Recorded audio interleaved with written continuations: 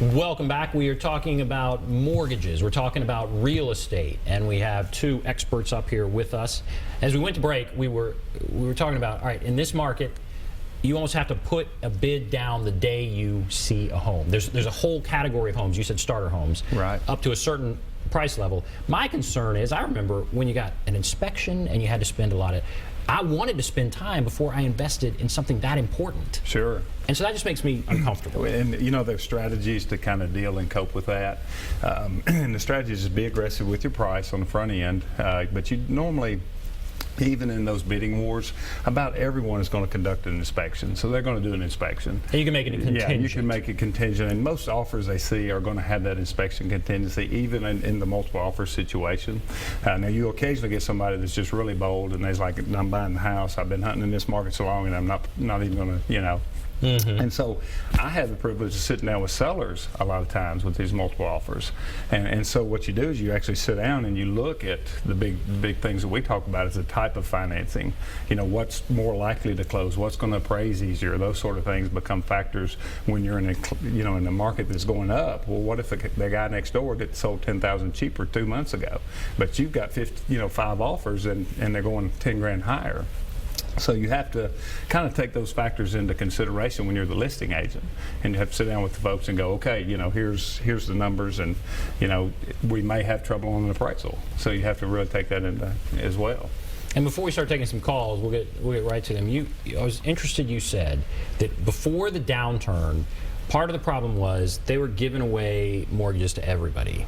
And I think I remember that because I went in and got pre-approved for something that was outrageous, and I was like, well, that's ridiculous. Yes. Now, how tough is it to get a loan now?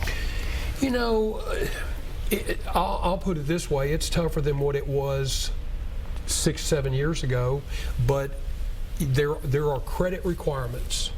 The main things they're looking for when you're looking at the overall loan is your debt ratio, how much you've got coming in, how much you've got going out. That's a big key. What your credit score is.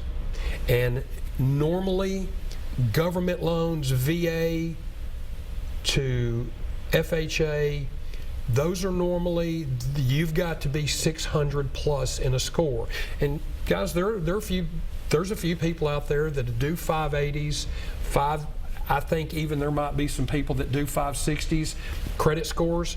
You're going to get jacked up on interest rate because they are going to charge you a higher interest rate to do that. But the great thing, the government loans, the VAs and FHAs, rates are still so good. They're 3% across the board, up to 30 years, that it makes it easier. FHA and VA have a little bit more tolerance on debt ratio, on what they allow as far as how much your output and what you're bringing in. But the days of stated income loans, they had loans literally where when you sat down with a loan officer, he asked you how much you made, they weren't going to verify it. Right. I mean, they were doing crazy stuff. People were making up their own tax returns on the internet. Right. And you actually using those to qualify people. You're not going to see that anymore. That's something that has gone away. Your income is going to be verified. But listen, if you've got a decent score and you've got a debt ratio that works, you can buy a home. And listen, one thing you have to do as a loan officer, I try and help everybody. And I've had people before that did their credit score wasn't quite where it needed to be. The good thing about credit score, to heal itself. If you do the right thing, and I can put people, had a lady I closed in October in 2015, lady's a teacher here in Metro, 3 kids, single mom, in her 40s, never had a home. She came to me last October and said, look, I want to buy a house, my credit's not, I've had some issues.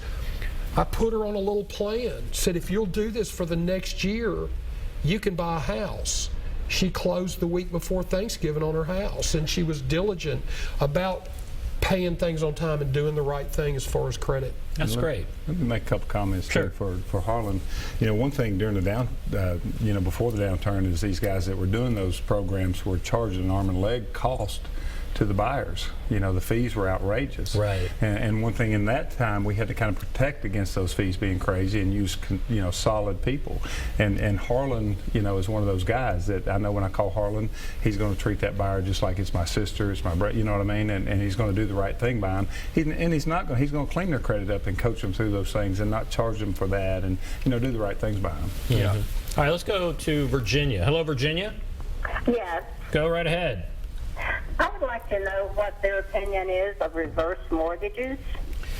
Okay, good question. Not a fan. I field a lot of calls about people that are, and I'm going to tell you, I don't know the total details of reverse mortgages. Obviously, it's where you're getting money from the equity of your house, but I field one call a week on people that their exact words are, "I can't believe I did this."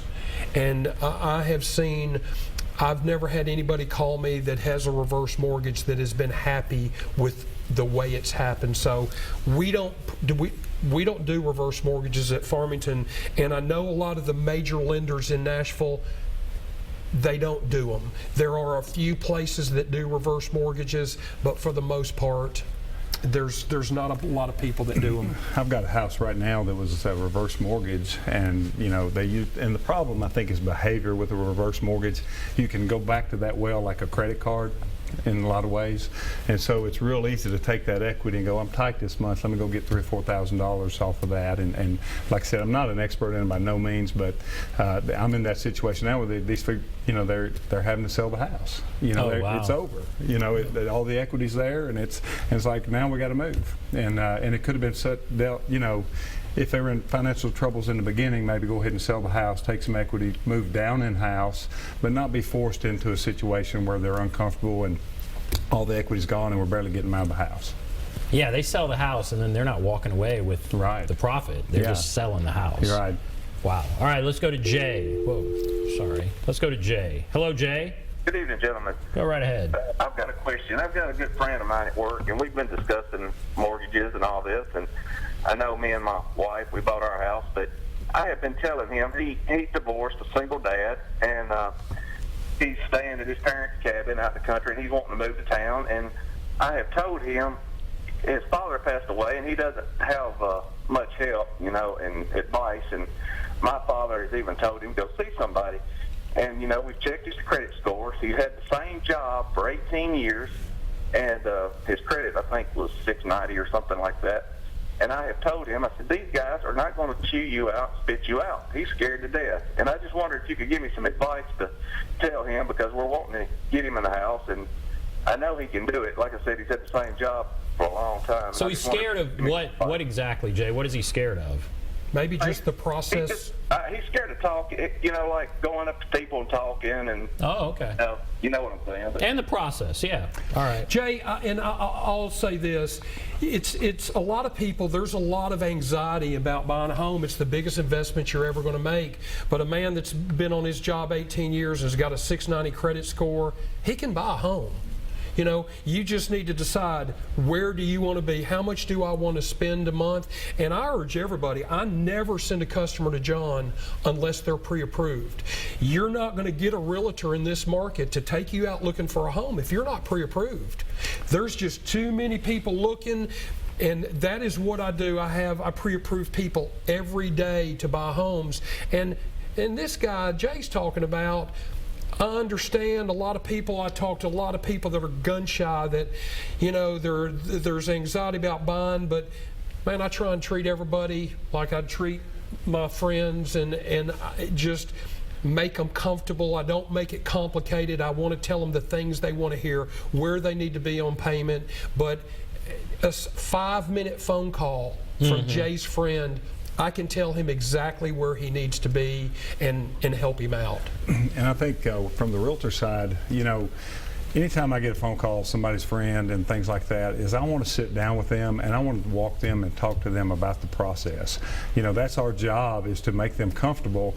And the smoother, and I coach this all the time, the smoother our transaction is, you know, the buyer and the sellers do not need to know all the stresses that go on at the transaction. That's the last thing they need to hear. They need to hear it's all roses and peaches and cream, but they need to hear the tough stuff when it comes up. But, you know, so it really is sitting down. Somebody cares enough about him to see what his needs are. And I tell agents all the time, I said, they don't care what you know. They care, do you care about me, and are you going to treat me well? And really, that's the two things that a great agent possesses. So, you know, Jay, I'd encourage you, find a good agent for him, somebody that you guys are familiar with, and maybe walk him in there and sit down with them. The other thing is I've got people that have done that, been on a job, blue-collar job for 18 years, and they're paying $700 a month rent. And I say, look, guys, a starter home is not a risk for you. Buying your first home is not a risk. You're either going to pay rent or you're going to pay yourself. And so realize that starter home, you know, if you're buying a $350,000 house, yeah, think about the financial consequences if I lose my job, that sort of thing. But a starter home is a no-brainer because it's either rent or pay $700 a month. Well, we have to take a break. I want to talk about that, though, when we come back, because there was, again, right after the downturn, this thought that, oh, people are now going to rent, that now they don't want to deal with the repairs, and now the thing is they're just going to rent. So are you seeing that? And we'll talk about that. If you want to call, there's the number, 615-737-PLUS, 615-737-7587. Take a break. Be back right after this.